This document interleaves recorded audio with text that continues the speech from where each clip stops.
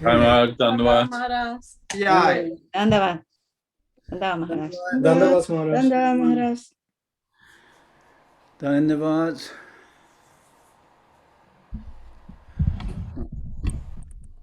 Maharaj, Dandavad to all the devotees. Dandavad.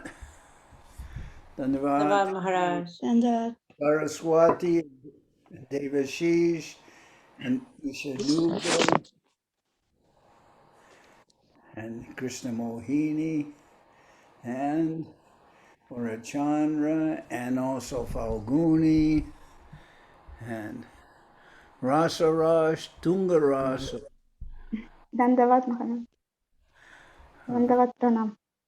Dandavad también ese Madhu Gopal, Jaya Lalita, Indumukhi, and Ragamoyi. My Dandavats to all of you.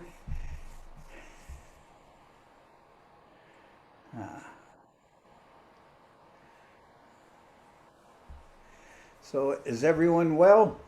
I hope so. Yeah, Maharaj, good.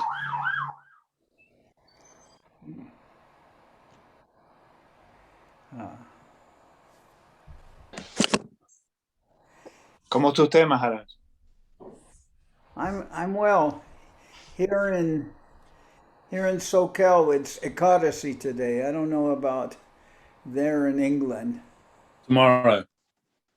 Tomorrow. Aha. And Norway also tomorrow, probably. How about so, New yeah. York? Ekadasi there today or tomorrow? Today. Today. Okay. Yes.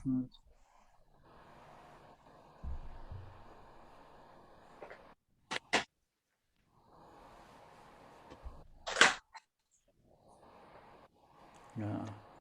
Everything has quiet down after all the festivals, Maharaj. One festival after another, and now it's a Right. little bit quiet. Well, the last festival was only 2 days ago. Yeah. You Right.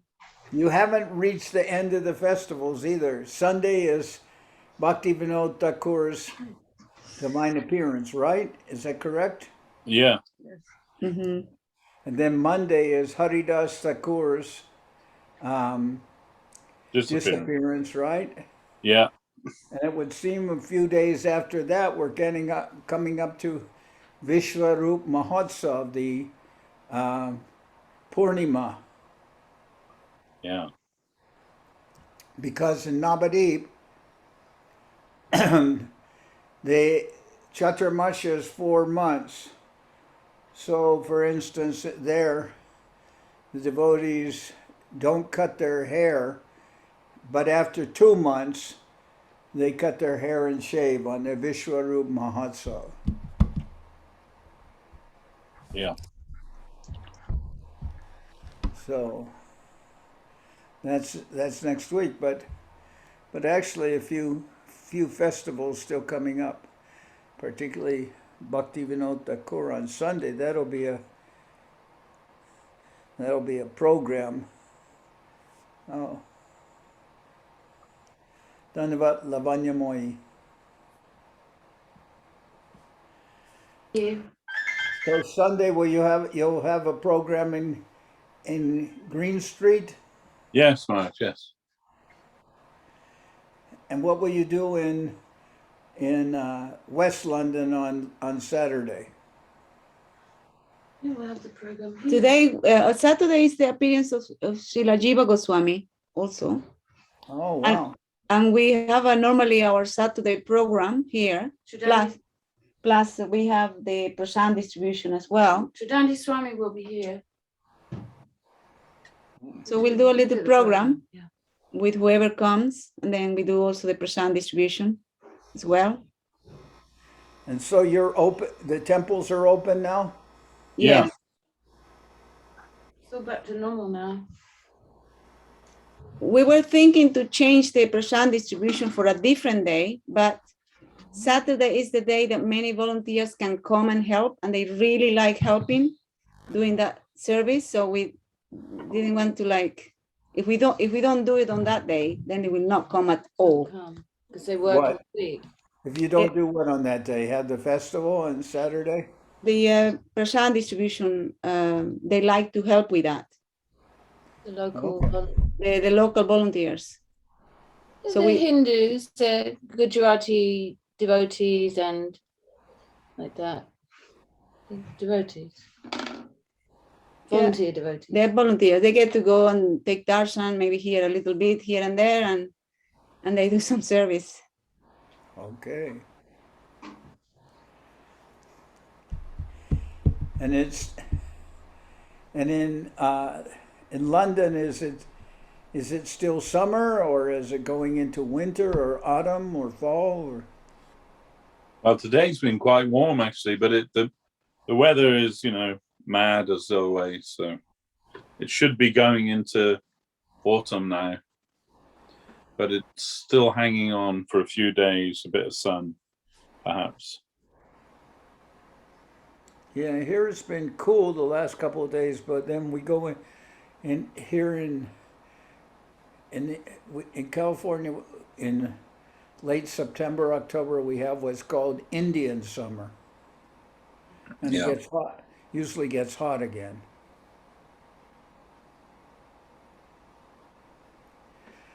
But can't be sure now with all this. The what did they call it? The boogaloo of the climate change, which Yeah. I believe is real, of course, because I see that California has been burning up the last few years.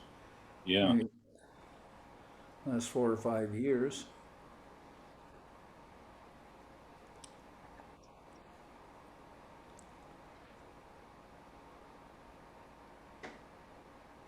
Maybe it's convenient to be a conservative, because the conservatives don't have to believe in anything. That's right.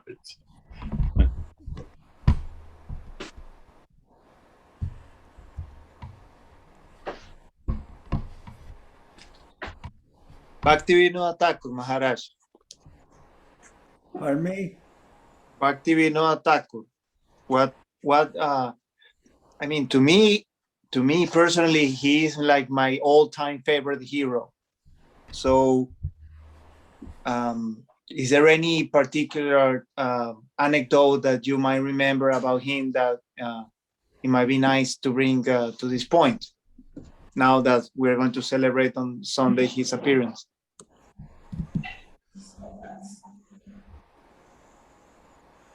No.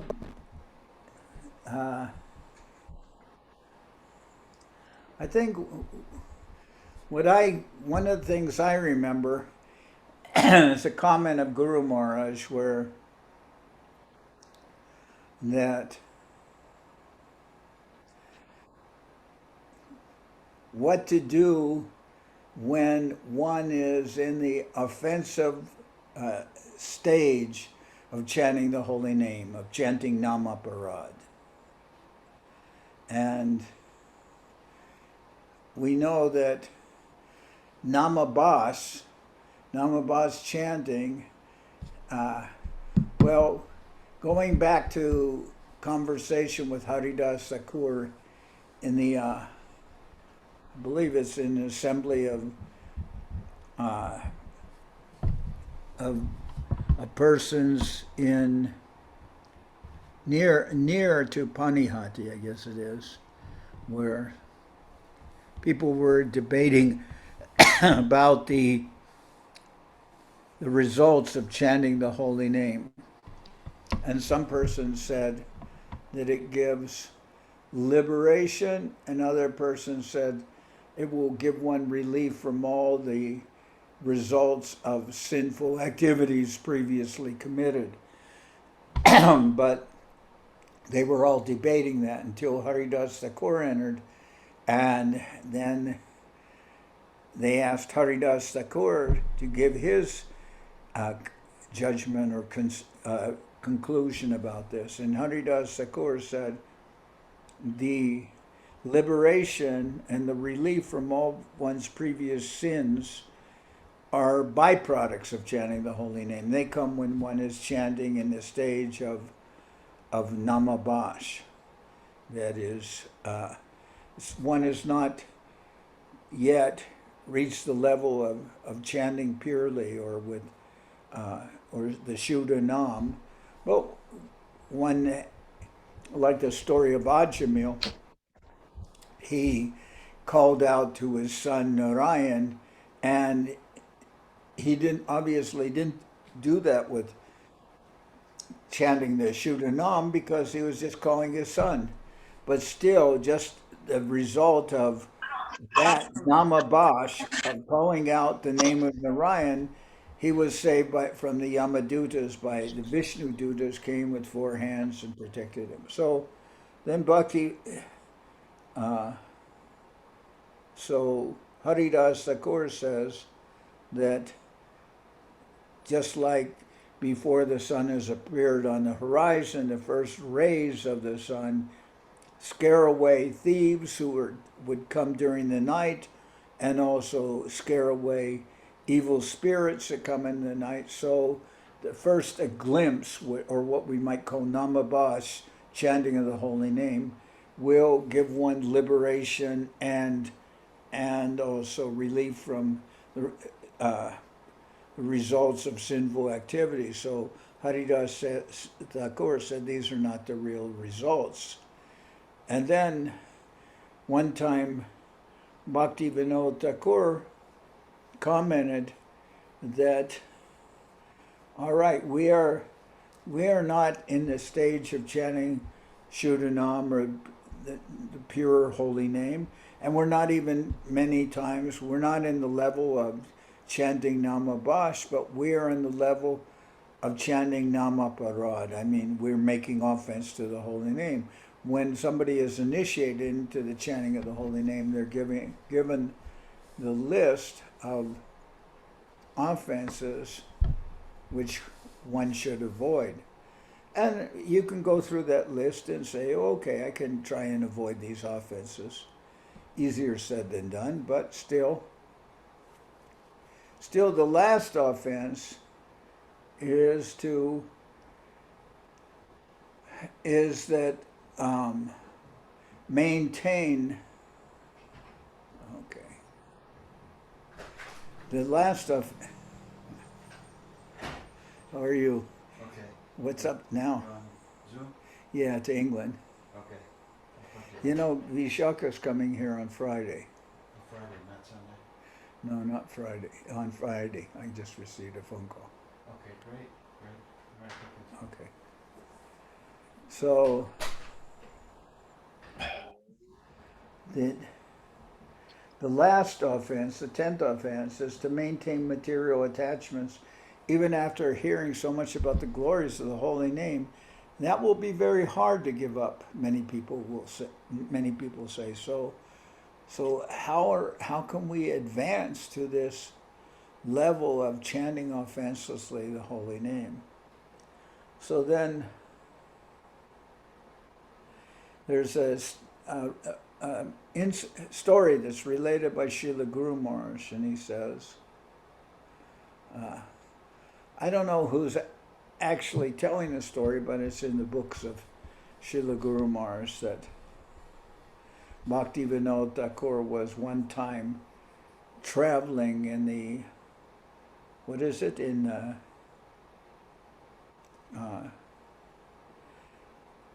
I don't know, the heavenly planets or like that. He was approached by persons who asked him, how can one come to the level of chanting purely the holy name? And he gave the story of, just as we cannot know a Vaishnava unless he reveals himself to us, and you can apply that, not knowing a Vaishnava unless he reveals himself to us, as in the story of Pundarik Vidyanidhi revealing himself to Gadadhar Pandit. One cannot know a Vaishnava unless that Vaishnava reveals himself to us. So one cannot come to that level of knowing the holy name unless the holy name will reveal himself or themselves to us. Because I'm also thinking of the holy name as the combined form of Shishi, Radha, and Krishna, is just relating that. So that kind of reading, maybe I'm misconstruing it, but that gave me actually some real hope that the holy name, being a person, can reveal himself, themselves to us, by the grace of the holy name, and so even one may be still in the contaminated stage of namabas when chanting the holy name, and obviously it is said that in that stage progress is slow or next to nil, etc. But still, the holy name, if we pray sincerely to the holy name can somehow or other take away or reveal himself to us by the grace of the holy name. So this was my understanding. Do you remember this? I may be simplifying it or misstating something. Do you remember reading this in the books of Guru Maharaj? Yeah, Maharaj, yes, that's what you say is correct. So to me, and of course there are other things there are incidents that I've read about, but I like that description because it's coming from Guru Maharaj. Now, other things I've heard about when Bhakti Vinod Thakur was a magistrate and he incarcerated some false incarnation of person falsely claiming himself to be what? Narayan. Narayan. And then that person Bishikshena. Huh? His name was Bishikshena. Name was Bishi Shena? Yeah. Okay, so he had some mystic potency, and when he claimed himself, showing himself to be a false incarnation, Bhakti Vinod Thakur had him incarcerated. And then due to the power of that person, Bhakti Vinod Thakur's whole family became sick, but still Bhakti Vinod Thakur kept him incarcerated. I think the person committed suicide in jail, and it just showed that Bhakti Vinod Thakur, even when his whole family became ill, he could not be intimidated, and prosecuted that false incarnation, would not allow that person to do that. Of course, that's a story we've heard, but it is on the level of something you might say a miracle. But I do not consider miracle as important to me as what Bhakti Vinod Thakur has given and what Bhakti Vinod Thakur has done. And on this day of the coming up of the appearance, Guru Maharaj has written of the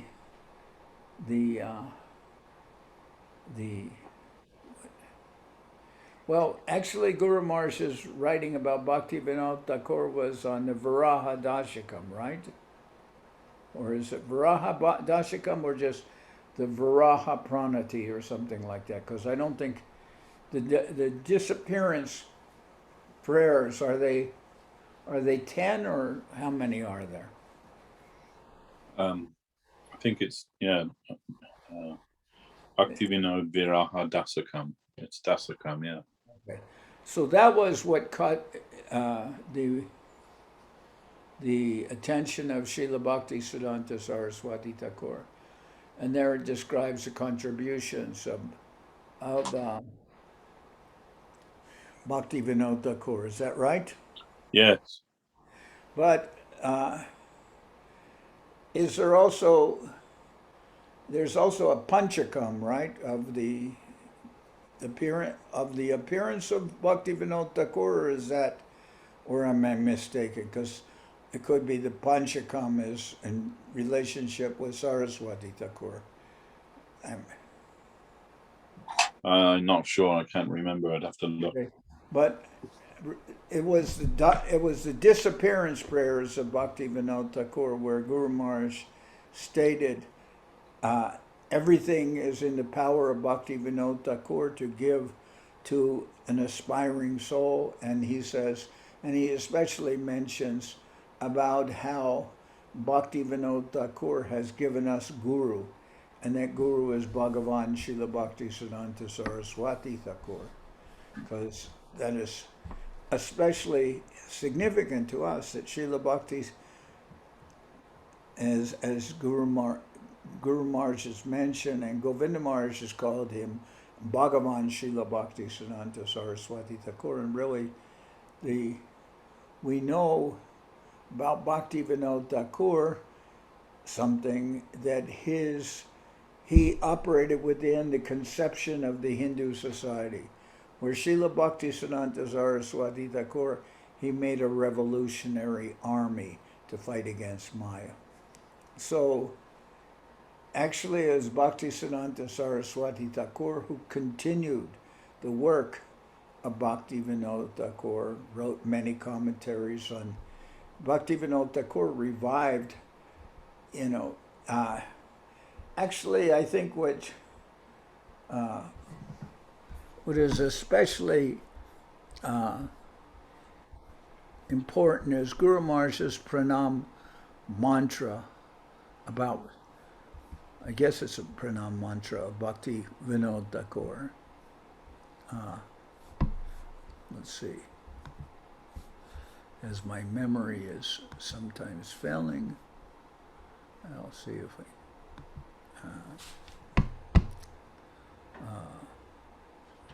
how's it begin? Grantadam, Gurudam.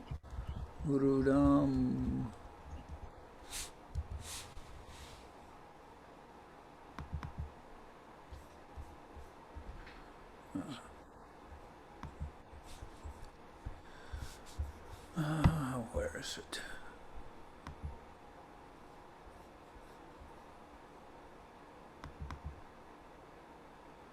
Yeah. Gurudam, Grantadam, Goradhamadam, Namadam, Muda, Bhaktidam, Buridam, Bande, Bhakti Vinodakam Sada. I perpetually offer my obeisances unto Srila Bhaktivinoda Thakur with great joy. Gurudam, he is first and foremost the giver of Sri Guru, Bhagavan Srila Bhaktisiddhanta Saraswati Thakur, the inaugurator of the new era of Gaudiya Vaishnavism.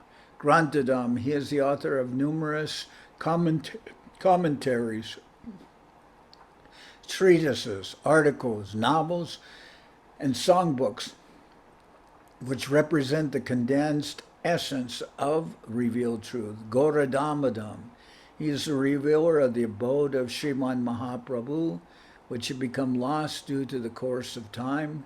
Namadam, he is the giver of the name, the proper conception of the name, or the Shuddhanam. Bhaktidam, he is the giver of pure devotion, the proper conception of pure devotion in the line of Srila Rupa Goswami Prabhu. And Buridam, he is the bestower of an abundance of divine fortune, ultimately the service of Srimati Radharani. So that, I believe that prayer is maybe in the introduction of Sharanagati, of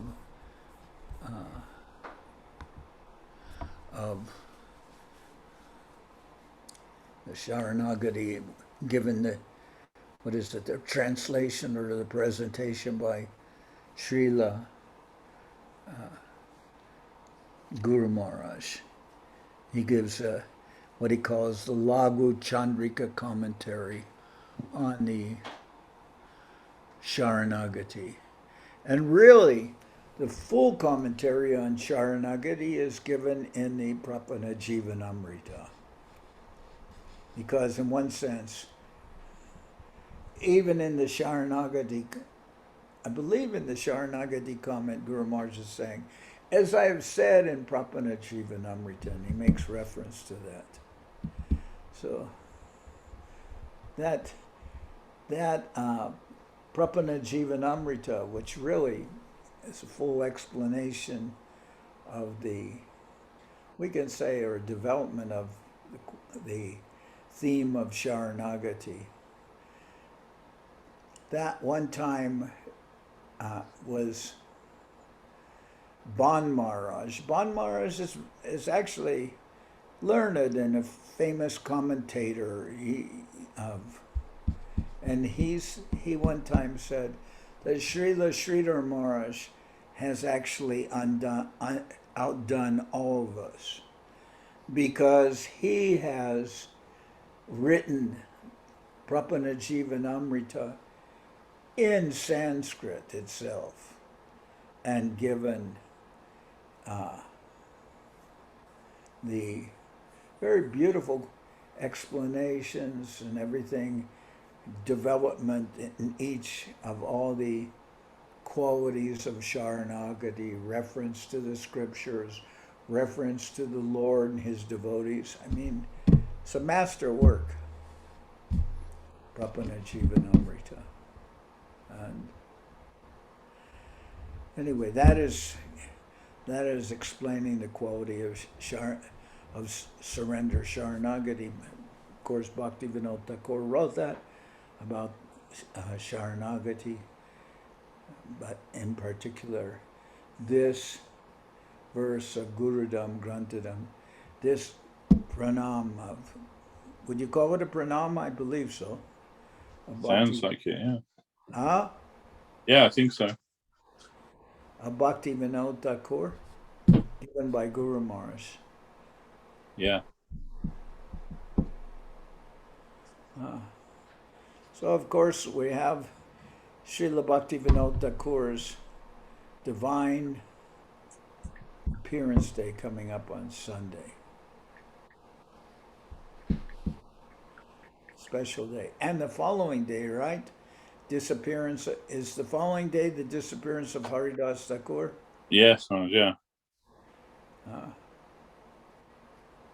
And what did you say, Saraswati?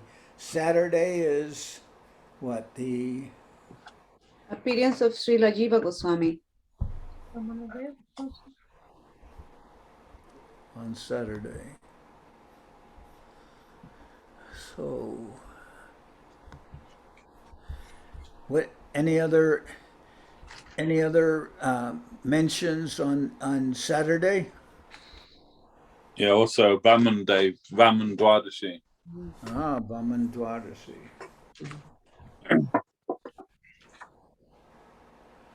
Vaman Dwadasi is on what? Friday. That's on Saturday, is it? Yeah, yeah. Okay. It's meant to be fasting that morning, but it's Paran. Well, if for you in the UK, in London, where you're a little behind. No, actually you're closer to India, so it's the same day as India. But it's true, we don't do, as far as I understand, we don't do 2 fast days in a row. So you have Friday for you is Ekadasi, right? Yeah. So Saturday, you would, my understanding, you would break the fast after worshiping Vamanadev. Yeah, Maharaj, correct. So you can read from the, I guess, the 8th canto of Srimad Bhagavatam about Vamana Dev on Saturday, and then afterwards you can break the fast of Ekadasi.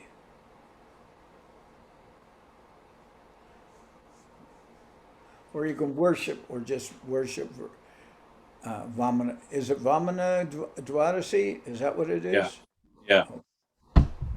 Okay.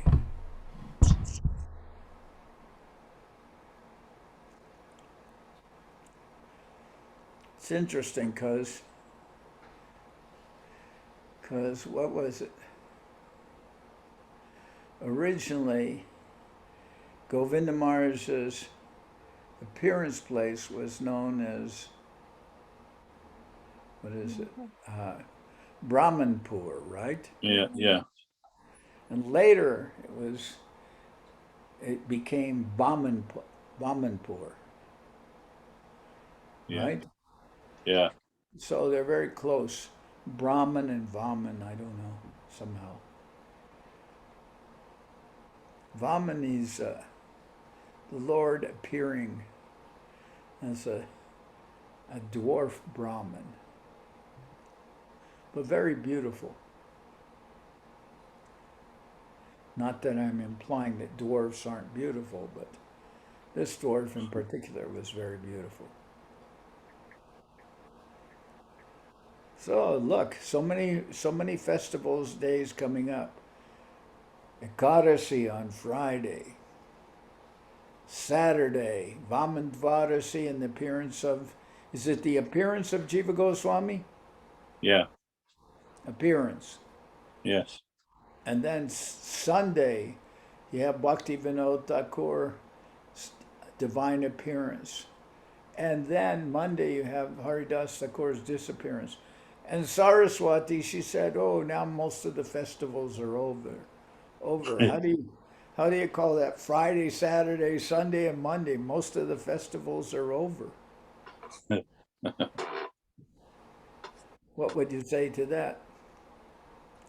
Do you think they're over?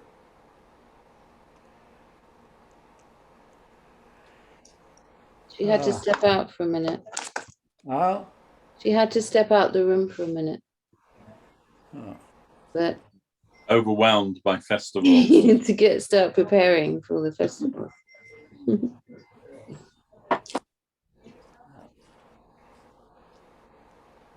Well, they'll be quieter for us. There won't be so many, such a bigger gathering.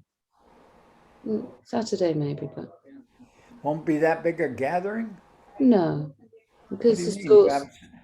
Saturday and Sunday, there's always a gathering. Yeah, that's true. Not here. Sundays is quiet here. Oh, but Sunday's Bhakti Vinod Thakur's Yes. his appearance. Maybe you all ship over to Green Street. We do that once a year at Krishna Janmashtami. After the program here, which ends about 8 o'clock, 9 o'clock. then we drive over to Green Street and we get back here at about 3 in the morning. Hubbard's 2 it was this year. And that's very pleasant. But So will you do a program for Bhakti Vinod Thakur in the temple on Sunday? yeah. I mean, we are a very small team at the moment, so we normally do the arati and the kirtan, the bhajans, and then we do some reading. We can do some reading in the morning. We do it in the morning. And then we do noon arati and some special offering, boga offering at noon time. And if there is more devotees, then we can do some more bhajans and maybe more reading or something. Or maybe we can join at Zoom. It's just like 4 or 5 of us in the building. And this side, we don't really have local devotees so much. Not yet, slowly. Okay. Building up. Yeah. Ishanuga, will you go to the West London temple on Saturday? I'm working, Maharaj. I'm going on Sunday to the Green Street. Oh, you're going on Sunday to the East London temple. East London, yes, Maharaj.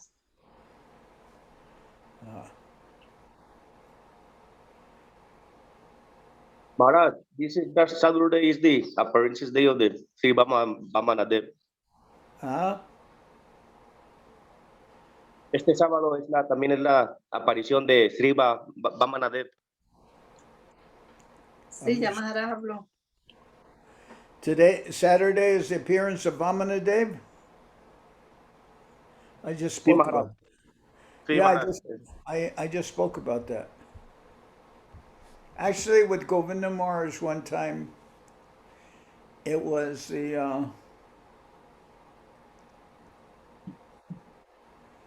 it was, I think maybe the appearance of Guru Maharaj. Govinda Maharaj was here at the time, so I didn't recording. I thought we were already recording. What's this? Yeah, we are, Maharaj, yeah. But somebody entered and it tells them so that they can duck out if they don't want to be recorded. Okay, so anyway, one time Govinda Maharaj was here, and it was, I believe, Guru Maharaj's appearance, like that.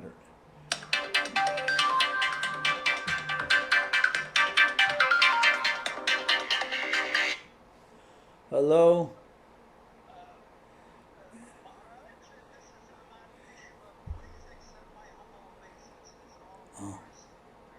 Oh, Dandavat. I can't speak right now because I'm on a Zoom meeting to London.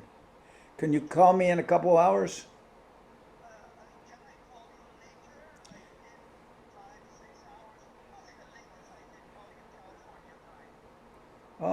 It's earlier here, so you don't have to worry. Okay, Dandavat.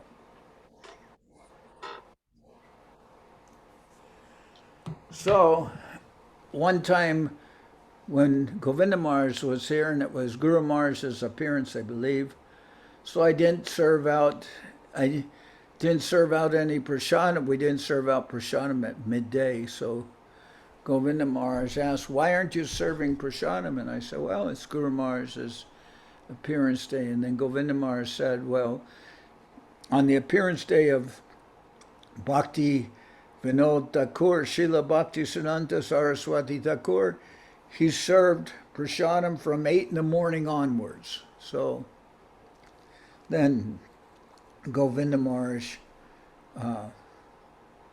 told me that we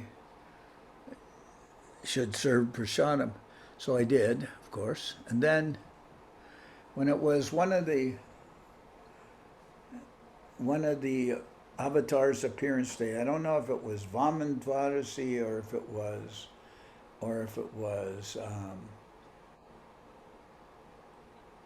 Varaha Dwadashi.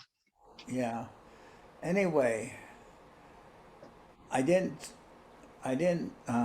served prasadam on that day, and Govinda Maharaj again called me, said, "Why are you serving prasadam?" And I said, "Because you told me," and forget whether it was appearance or disappearance of Guru Maharaj, that I didn't serve prasadam, and you told me to serve prasadam." And he said, "Yes, that's true, but," he said, we serve prasadam on the appearance or disappearance day of the Acharya, but we don't serve prasadam on Vishnu Tattva, like the avatars, etc., their appearance.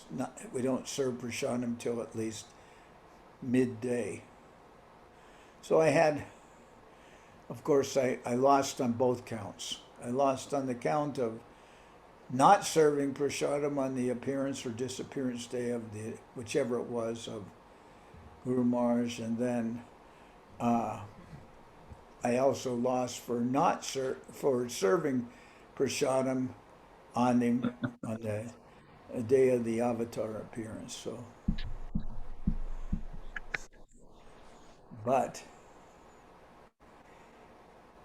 So how to adjust that for, you're doing a Ekadasi, you're doing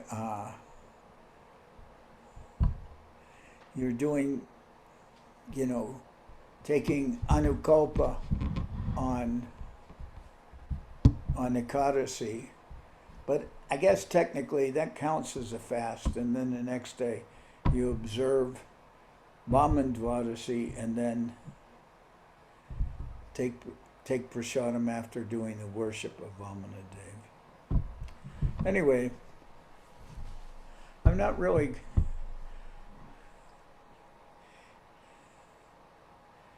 anything that smacks of discipline. I'm not very good at.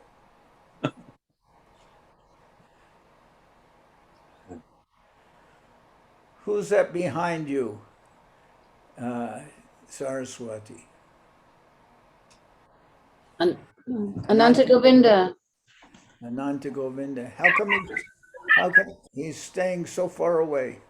Prabhu, come close. Well, it's not so far when you're here. It's a bit actually squishy. It's just Just the camera. are you using a phone to transmit? No, this is the not computer. The computer. We normally use the television, but then it's even smaller. Ananta Govinda Prabhu just came today. From work. He has 1 week off, so he will be here. All right.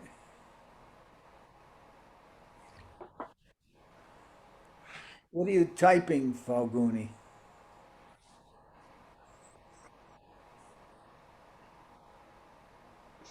Sometimes I type notes of what you guys discuss so I can then search for them. Oh, okay.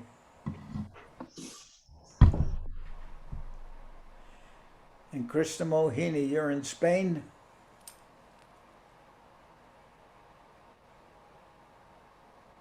Yes, Maharaj, in Spain, Madrid. No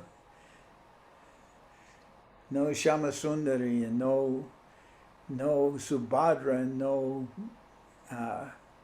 Mahamantra, huh? Sundari is working. Uh-huh. Sundari is working, and Mahamantra and Subhadra, they are out in the park. Okay, out and about. And Suvasini, are you at work or at home? I'm at home, Maharaj. I'm not working, so I'm at home. Yes. Dandavats, Maharaj. Yes. Dhanyavad. Are you writing limericks? Sorry, Maharaj? Are you writing limericks? No. Writing. Yeah, limericks are a form of, what's the definition of a limerick? It's a form of writing. Poetry Yeah. Oh, or rhyming couplets or something. There was a young man from Kentucky. Nantucket. Yeah.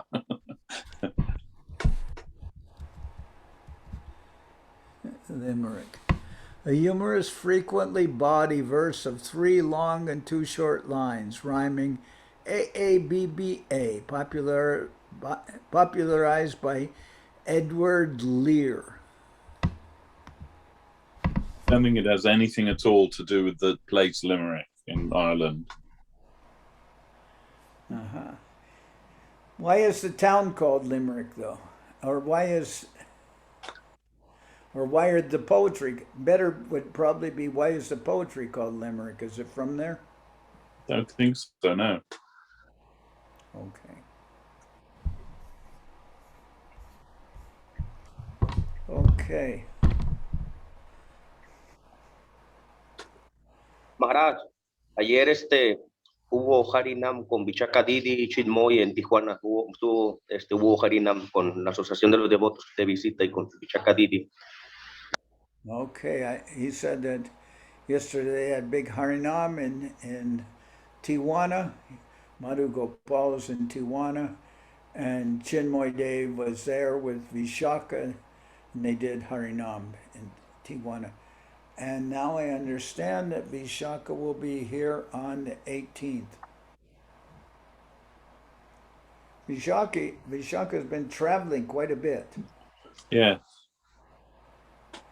She was here, did some very nice programs here.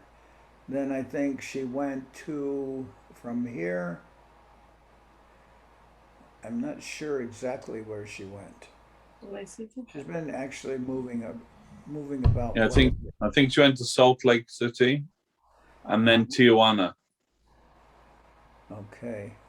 Texas also. Oh yeah, and Texas too.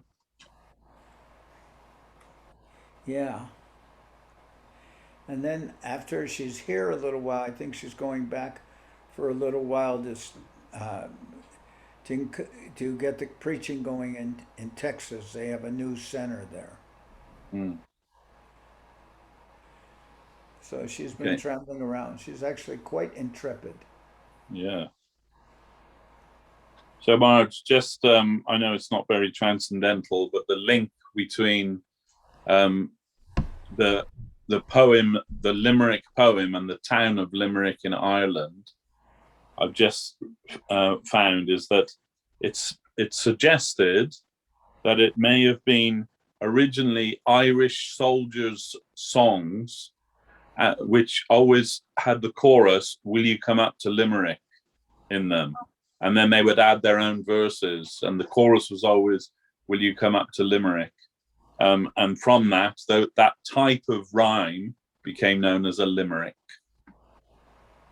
I see. All right. So I'll have to when eventually I travel and I go to Ireland, I'll have to visit Limerick maybe.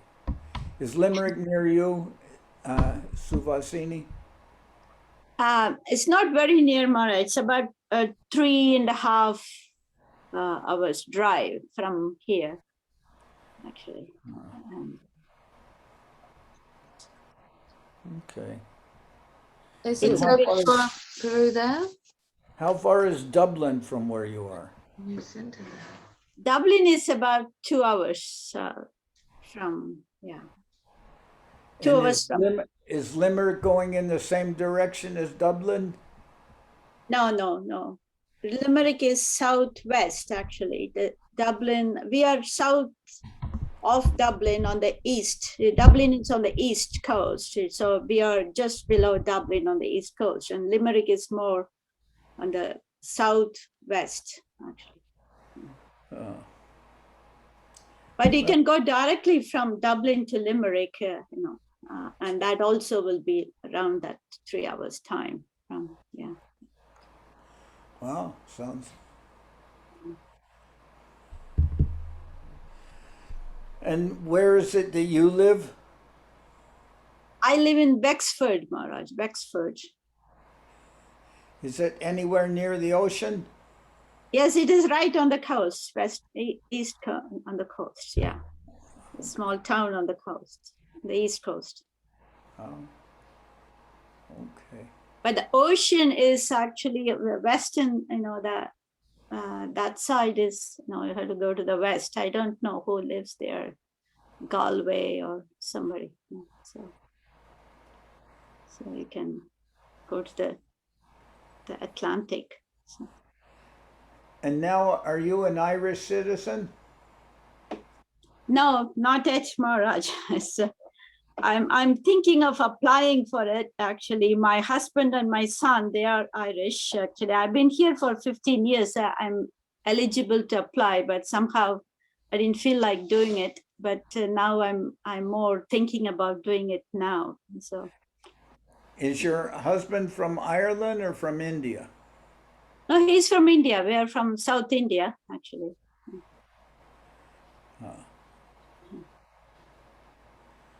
But he already became Irish. Yeah, he became Irish, and my son also, he is now Irish citizen. So I'm also thinking maybe I should also do it. Uh-huh. And how often do you go back to India? Well, at least twice a year. I used to go before the COVID started. So now I haven't been there from 2020 February. Haven't been to India, but so at least twice a year we will go. Oh, nice. And when you go to India, where do you go? I fly to Chennai actually, and yeah, Madras used to be Madras before Chennai, and so, and also travel down south.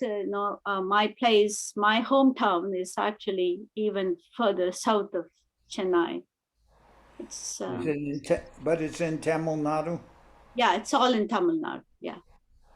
Okay.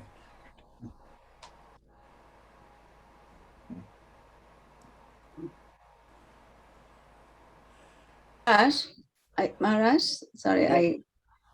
going back to Bhakti Vinod Thakur, I just wanted to, in the Sharanagati book, which is very beautiful, and in what you were talking about, that verse that you were talking about, Guru Dan, Grantha Dan, that's Srila Sridhar Maharaj who composed that. Yes, I know. It's in the introduction. Yeah, I have it here. Yes, in this, it's very beautiful, and all the songs, they are classified in the areas of the 6 limbs of surrender. Can you speak a little bit about that? I mean, how was that meant to be like that? What's that? Was it meant to be like that? That they put them in each song has relation with the limbs of surrender. Each song has a relationship with what? The limbs of surrender. Yes, with the whole Sharanagati, obviously. Sharanagati. But it's very beautiful how they have placed them like that. Yes, that's the whole. That's the nature of the composition. It's beautiful. Yeah. And then the structure similar. Then you find that structure also in the Prapanajivanam. Yes. I think there may be a little difference in the ordering. Mm-hmm. Because yes, mainly of the quality, I think, of what is it, the doinya, humility. Mm-hmm. Maybe the placement of the chapter of humility is different in the order than the Sharanagati than it is in the Prapanajivanamrita. Mm-hmm. But they're all dealing with these. I don't know so much the ordering of Sharanagati, but I know I've gone through it. But I know more of Prapanajivanamrita. That what is it? Utkramantam, approaching nectar, the introduction. Very beautiful. Actually, Prapanajivanamrita is so beautiful. Mm-hmm. And then after the introduction or approaching nectar, then there's the description from the Shastras glorifying the quality of surrender, all the references in the Shastra. Then Bhakti Vachanam, words from the devotees glorifying surrender. And even the verses of the Sikshastakam are placed in those chapters of words from the devotees. Mm-hmm. Because Mahaprabhu is presenting himself with his descriptions and his words in the Sikshastakam are actually the words of a devotee more than that of the Supreme Lord. So they're in the 6 chapters of the limbs of surrender as presented through the words of the devotee. Then after that we have, what is it, the words of the Lord glorifying the quality of surrender and glorifying the surrender of his devotees. Then comes the divine remnants, or actually the conclusion of the book.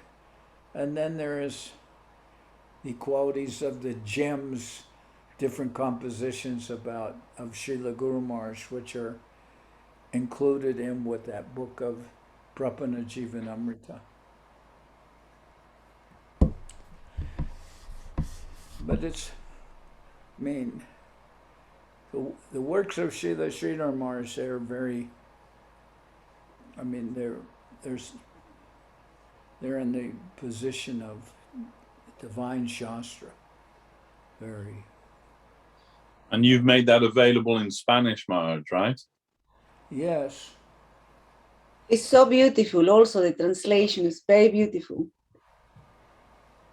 Who translated it? Mostly Jai Balai, and I worked with him. Actually, it took me 7 years to get that book. Wow. Because it's not easy translating that book, and it's even more difficult to translate the translation of Sagar Maharaj. Mm.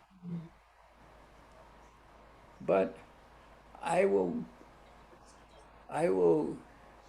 glorify what Sagar Maharaj has given. So many books he's translated, and so many nice things he's given. So I appreciate that. It's unusual that he kind of literally dropped off the map. I mean, I haven't heard from him practically in years and years. And I knew him so well, and I would have never thought that possible, that he would just disappear. Especially based on so many of the comments he made. But somehow or other, I guess that's the divine will of the Lord that it happened that way.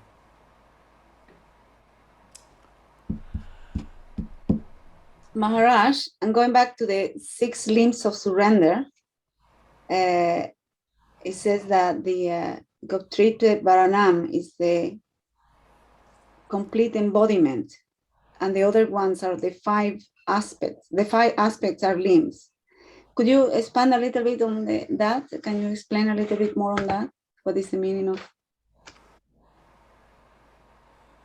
Well, Goptritve Varanam, sometimes translated as accepting the Lord as one's guardian, but Guru Maharaj has defined it as entering into the family of the Lord. So I guess that's what Guru Maharaj means when he says it's the complete embodiment. The full embodiment will be, actually enter into the Lord's family, which, considering how many dysfunctional families we all come from, that's probably quite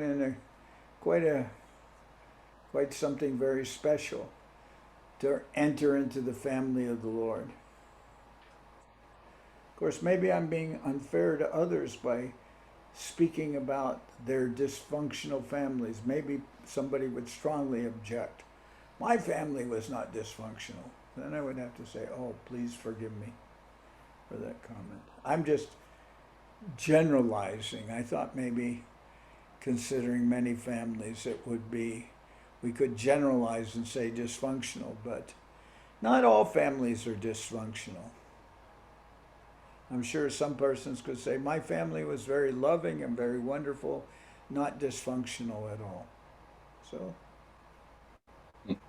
and I will say also, my family, they were very loving and very wonderful, except still they were dysfunctional.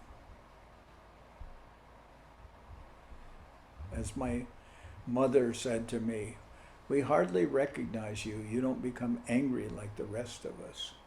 It's like, what? Is that true? Or is it just you're assuming that because you haven't seen me in quite a while, that you're assuming that I don't become angry like the rest of you? But I would say that that is my inheritance, that I still have been known to become angry.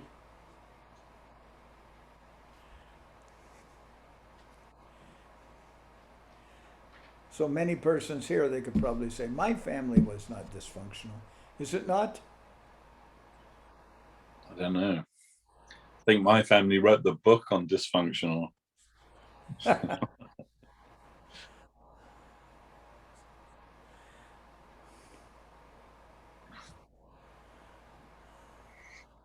My father and my mother were very caring and very loving, but still somehow or other, the whole environment was managed to be dysfunctional. I think being in the West adds a certain amount of X factor of dysfunction, and then we have dysfunction to various powers, end powers, right? Dysfunctional squared, dysfunctional, what is it, to the power of 3, 4, 5.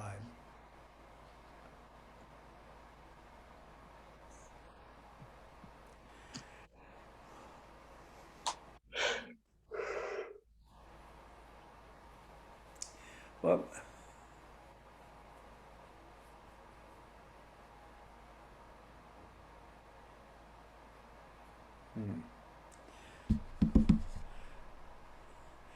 but Saraswati's asking about that Goptradvevananam is the embodiment of all the qualities of surrender, right?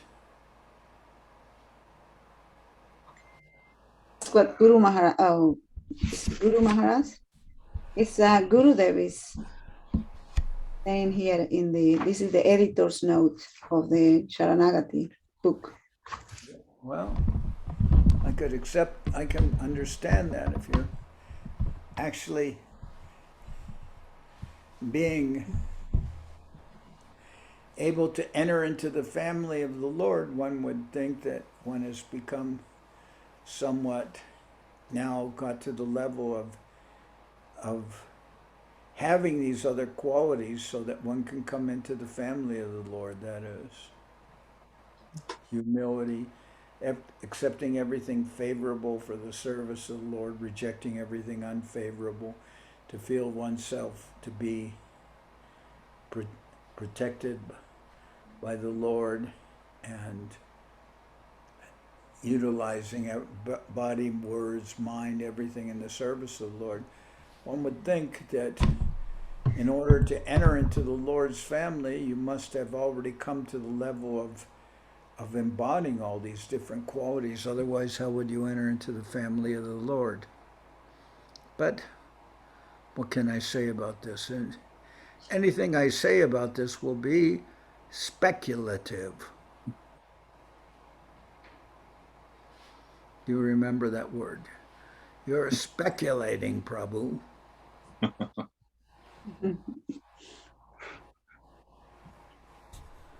So,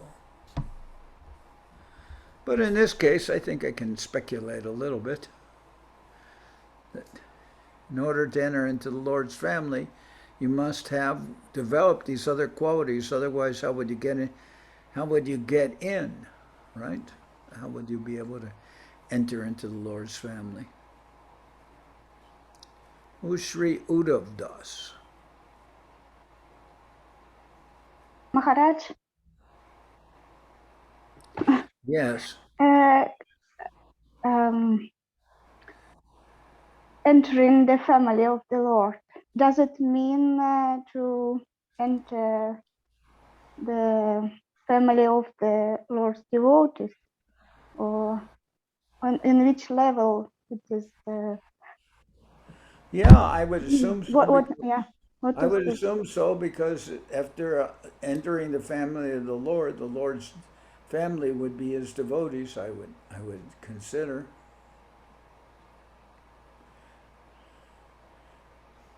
I wouldn't consider that it just means getting the autographs of all the avatars or anything like that.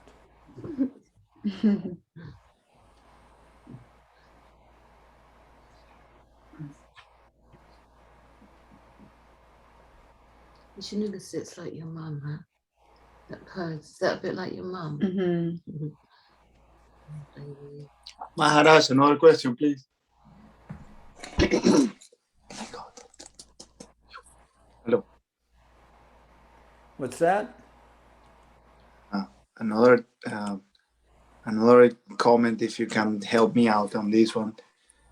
Long time ago, when I was young, I heard Sudhir Goswami talking about Bhaktivinoda Thakur, and he said that when he was leaving this world, he started crying and he asked Krishna for forgiveness, as he has not done anything. And then, of course, he mentioned all the amazing things that Bhaktivinoda Thakur did.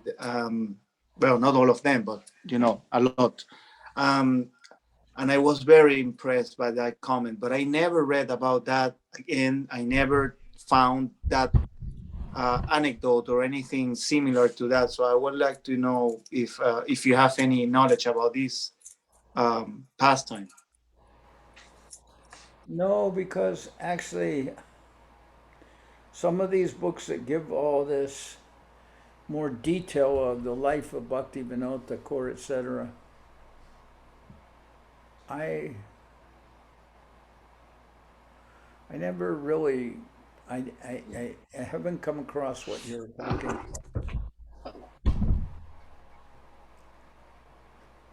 I didn't read any of these treatises like the Eighth Goswami or anything like that.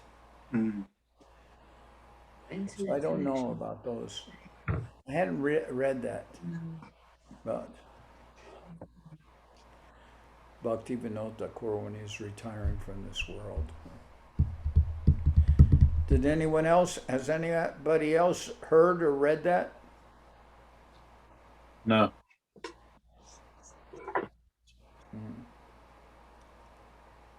No, I haven't read that.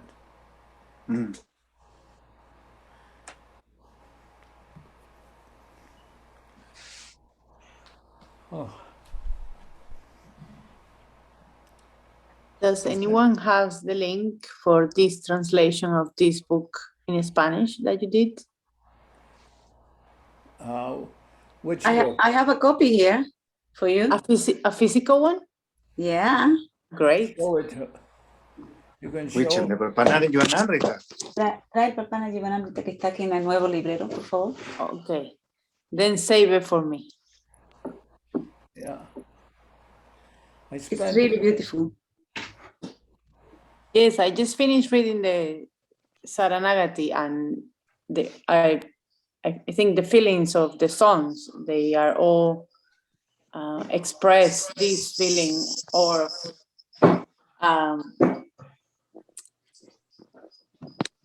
how little he had done in his life, and he had done so much for all the devotees that came after with his prayers. And he did that all the time while he's... Hey. Hello? Hello? Okay, didn't hear me.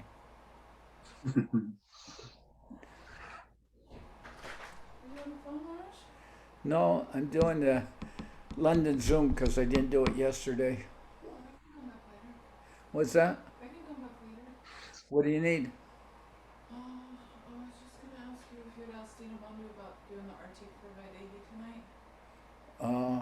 Can you remind him? I did mention it. He was really snotty to me the other day when I... He's really snotty to everybody, but anyway. Vishaka's coming on Sunday.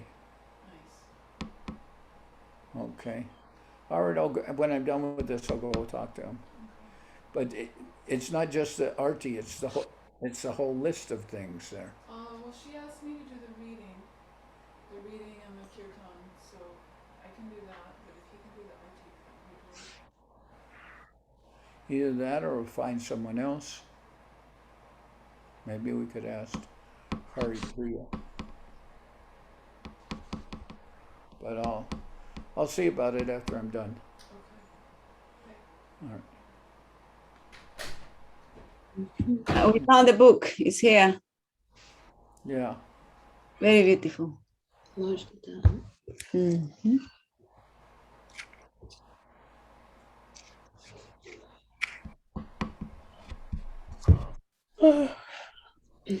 Yeah, I worked with Jai Balai on that. Jai Balai did the translation, but then since I was involved with him, I could say, well, there's something more to it than that in English. Like,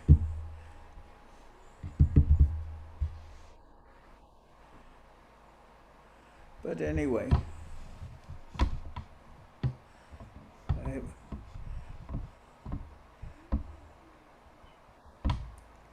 I helped translate two books, Prabhupada Jivanamrita and into Spanish, Prabhupada Jivanamrita and Golden Volcano of Divine Love, El Volcán Dorado de Amor Divino, and in English, the Heart and Halo.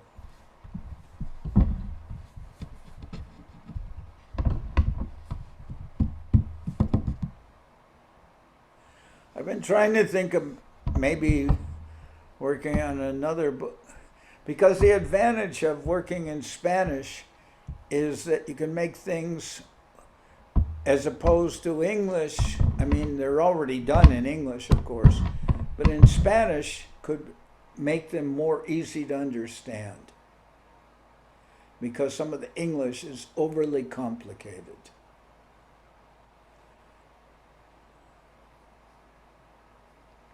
And Heart and Halo was not only overly complicated, but also was not proper. When I got the book to edit, there was many things, misunderstandings in English. So anyway, but I like working in Spanish. I could work with Jai Balai, although he's a little busy now because he's working with Ashram Maharaj on translating the Bhagavad Gita into Spanish. Guru Maharaj's hidden treasure. Now Gaurachandra did a translation of the Bhagavad Gita into Spanish. So if I was working with that, I would work with that translation and then, go over it and maybe present it more clear where things are maybe not clear, etc., or if there's some mistake, correct that mistake. But Ashramar is actually, more so to speak, he's redoing the whole book, starting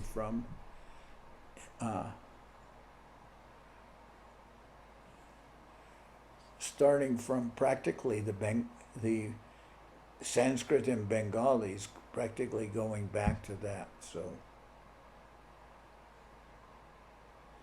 because he felt that some things were in the English itself were not properly understood.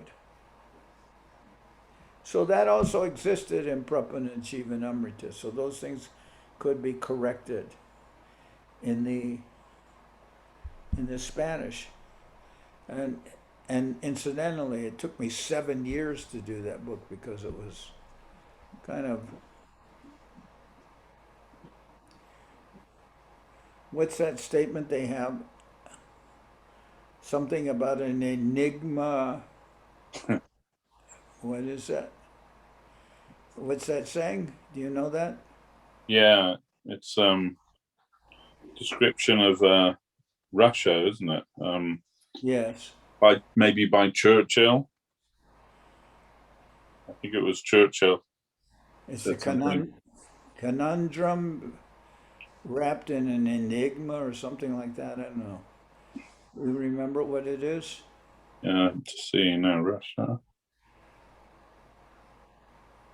Yeah, it is. Yeah, it was Churchill, and he said Russia is a riddle wrapped in a mystery inside an enigma.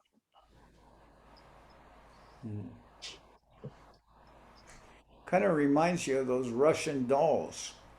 Yeah.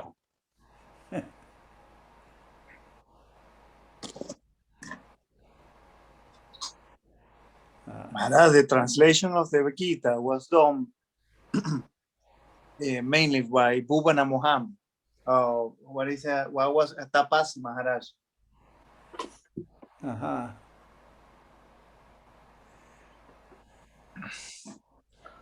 Well, Bhuvan Mohan was he's a very qualified person.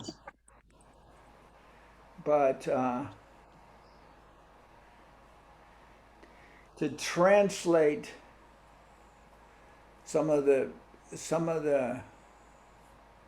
translations of Sagar Marsh requires a little bit more than even that.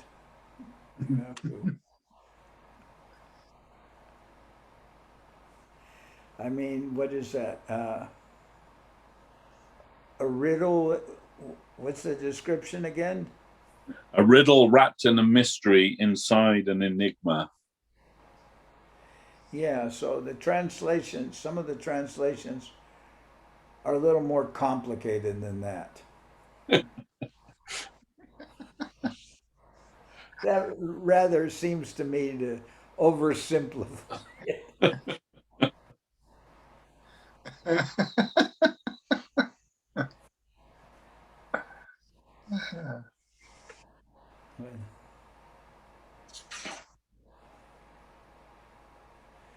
But I guess some things that come out of that were very good, like the Brahma-Samhita is the quintessence of the sweet absolute or something like that, which I guess is very nice. I mean, the word quintessence is not, it's not that nobody uses the word quintessence. There are a number of words that are still used by people like William Buckley and other literary snobs that were archaic 100 years ago,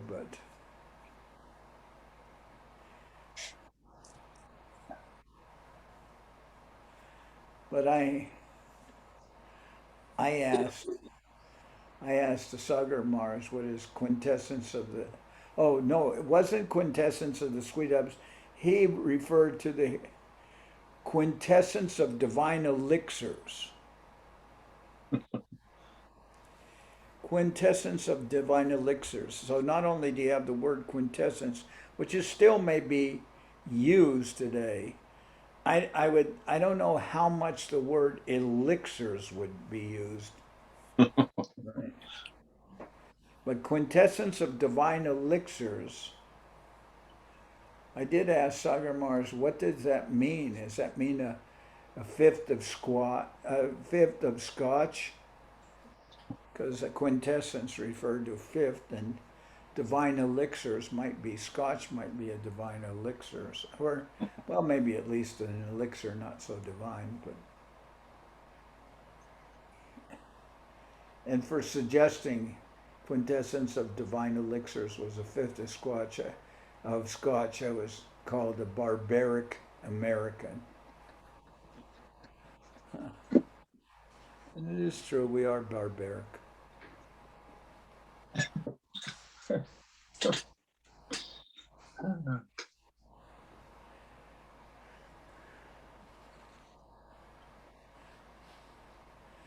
It's like in America, America is quite different than British English. But then it seems like you only have to go, what is it? Maybe a few miles in any direction within the UK to find another language, another variation of English, isn't it? I suppose, yeah. Well, how easy was it for you to understand the English of Ram Gopal? That's more the regional accent, isn't it, rather than the actual language itself. Is it just a matter of regional accent, or is it a little more than that?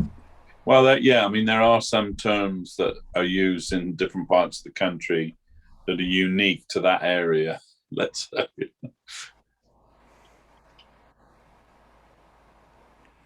Yeah, so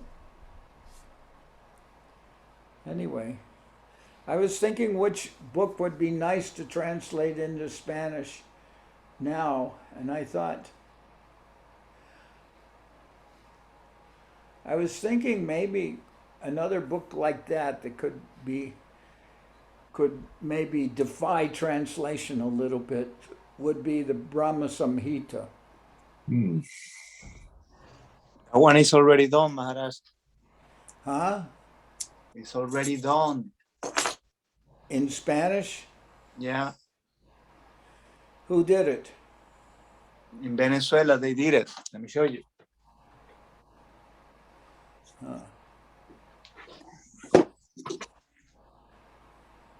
Yeah, I've seen that.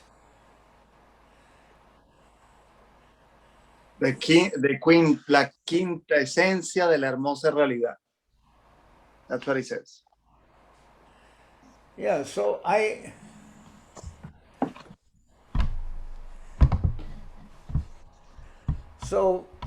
this is, but the Brahma-Samhita has been translated into English by Sagarmars, correct? Yes. So what is that statement? A riddle. You've only got to the riddle. By translating into Spanish, you've only got to the riddle stage. Now, what's the next stage? Wrapped in a mystery. You've got to the riddle. Now the next translation will get to the mystery, and the third translation will be the enigma, and maybe the fourth translation will actually be able to be somewhat understandable. Now, of course, I'm being a little facetious, but I'm just saying it's not. I mean, if we go over again, I mean, by going over, I mean actually spending some time trying to decipher the original English a little bit. Because some things of the English, it's hard to translate them. It's hard to translate that which you cannot understand in English. Yeah? How can you translate something without understanding it in the language that it's been translated into?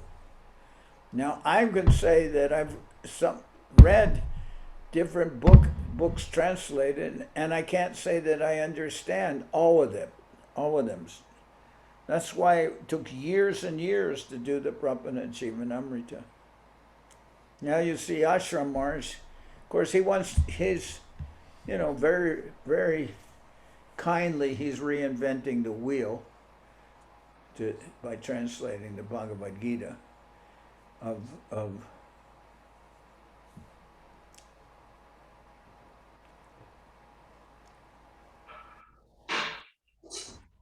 but it was translated. You could also say translated from Bengali, translated from Sanskrit into Bengali, translated from Bengali into English, and translated from English into Spanish. So it came from Sanskrit to Bengali to English to Spanish. And so, there's, what is it? The Spanish, the English, the Bengali, there's still several levels for some misinterpretation. Well, they say lost in translation. What? Too many translation, one after the other. I don't think that's too many. That's just the way it's come down. I mean, obviously, the Sanskrit had to be translated into Bengali, but the Bengali is close to Sanskrit. Then the Bengali and the Sanskrit have to be translated into English.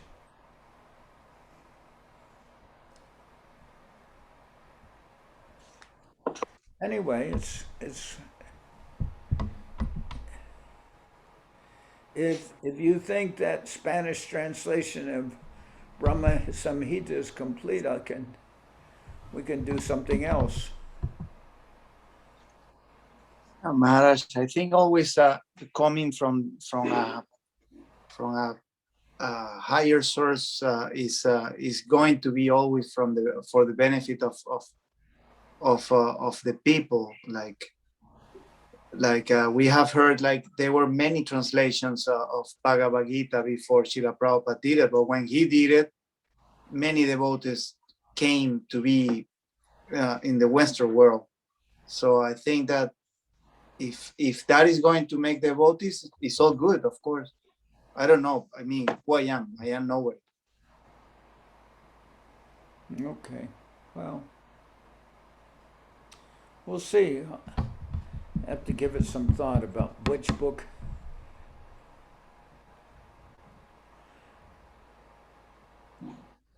I have to give it some thought about what. But maybe what's needed now anyway is some of the books of, well, have all the books of Govinda Maharaj, have they been translated into Spanish?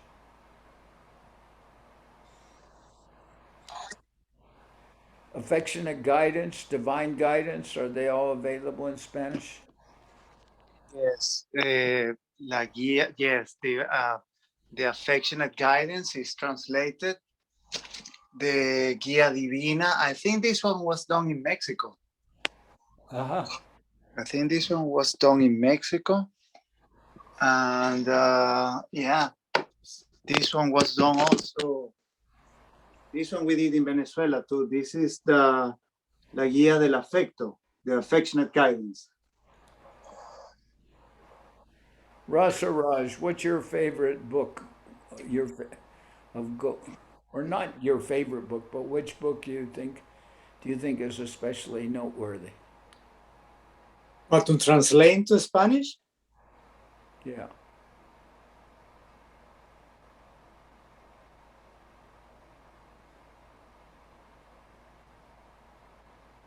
Well, I think that the Prabhupada is not translated yet, right? No, it is translated. It's translated? Yeah. This one, Maharaj, the English version, but Unrevealed Truth, you have it there. They have it in Spanish too? Yeah, Saraswati show Raj is Spanish. I didn't know about that.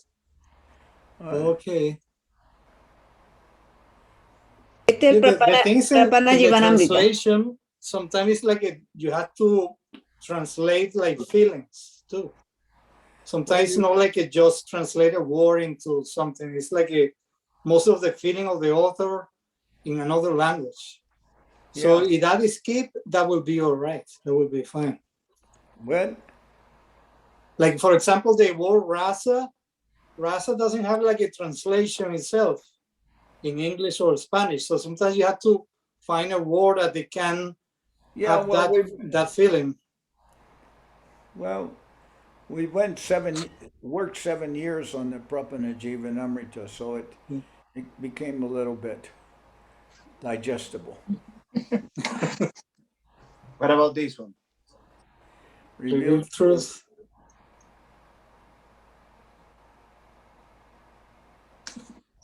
Who actually presented Revealed Truth? I think it was what is the name of the board? The John Sannyasi? Tyagi Maharaj. Tyagi Maharaj. Okay. Kamal Krishna Das, no? Huh? Kamal Krishna Das was his name before. Oh. No, not Tamal Krishna. His name before his name before was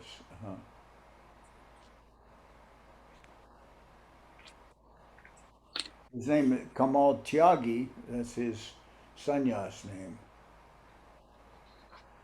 Oh, Kamal Krishna. Okay. Yeah, Kamal Krishna Das. Yes, he presented it to Gurudev in March 2010. Wow, that was close. Okay. Well, all right. So I'm going to kind of end here.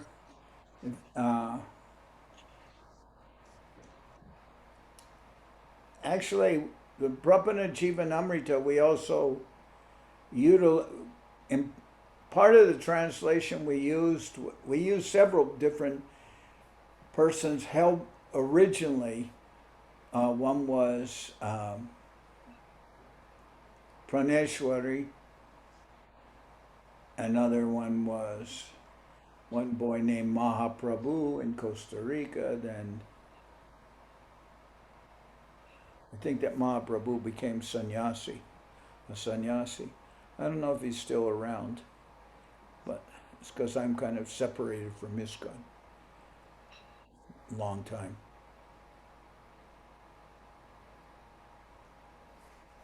But anyway, my dandavats to all of you. Hope to see you again on Wednesday. Dandavats Maharaj. Dandavats all the devotees. Next week it'll be on Wednesday. Dandavats Suvasini Tungarasa. Dandavats Maharaj. Dandavat Maharaj. Dandavats Maharaj. Dandavat. Dandavat. Have a good week. Okay. We'll see you next week then. Dandavat. Srila Bhakti Pavan Janardan Maharaj ki jai.